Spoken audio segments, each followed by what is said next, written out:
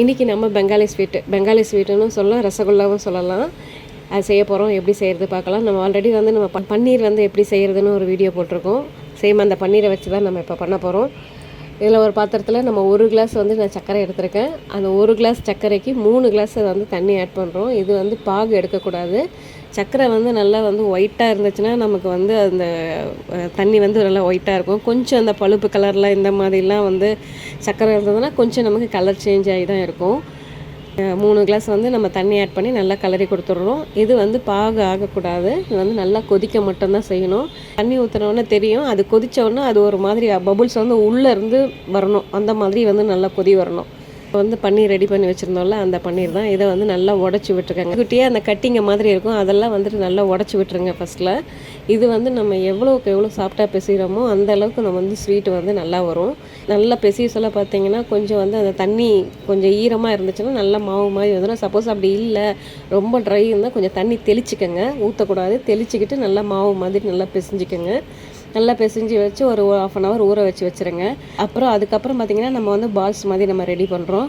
நம்ம பால்ஸ் மாதிரியும் போடலாம், இல்லை வேறு எந்த ஷேப்புனாலும் நம்ம வந்து இதில் பண்ணிக்கலாம். இதில் வந்து நான் கலர் ஆட் பண்ணலை. விருப்பப்பட்டால் நம்ம கலர் கூட நம்ம ஆட் பண்ணிக்கலாம், அது நம்மளோட இஷ்டம்தான். நம்ம வந்து இந்த ரவுண்டு வந்து நம்ம வந்து இந்த பால்ஸ் வந்து நம்ம ரெடி பண்ணிட்டோம். இதே மாதிரி இந்த மாவு ஃபுல்லாகவே எல்லாமே வந்து நம்ம வந்து பால்ஸை வந்து ரெடி பண்ணி எடுத்து வச்சுக்க போகிறோம். ஃபுல்லாகவே வந்து பால்ஸை வந்து நமக்கு என்ன ஷேப் வேணுமோ அந்த ஷேப்புக்கு நம்ம வந்து எல்லா மாவுமே ரெடி பண்ணி வச்சுக்கிறோம். இதில் தண்ணி நல்லா கொதிக்குது பார்த்திங்களா, கீழே இருந்து தண்ணி மேலே பபுள்ஸ் வரணும், அந்த அளவுக்கு நல்லா கொதிச்சிருக்கணும்.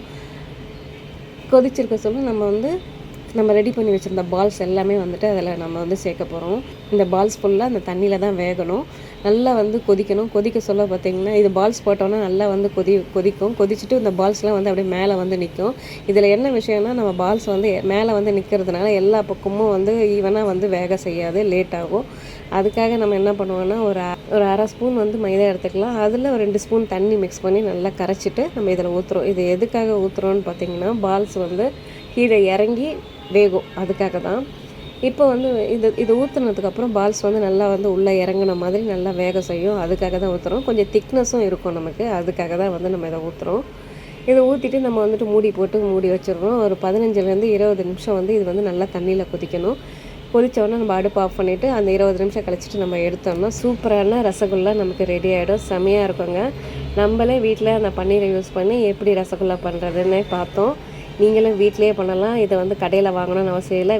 நம்மளும் பெங்காலி ஸ்வீட் செய்ய முடியுமா அப்படின்னு நினைக்கிறவங்களுக்கு இந்த மெத்தடு ரொம்பவே ஈஸியாக இருக்கும். நீங்களும் செஞ்சு பாருங்கள். பால் இருந்தால் போதுங்க, உடனே பெங்காலி ஸ்வீட்டை நம்ம செஞ்சுக்கலாம். நீங்களும் செஞ்சு பார்த்துட்டு எப்படி இருக்குன்னு கமெண்ட்ஸில் சொல்லுங்கள். தேங்க்யூ.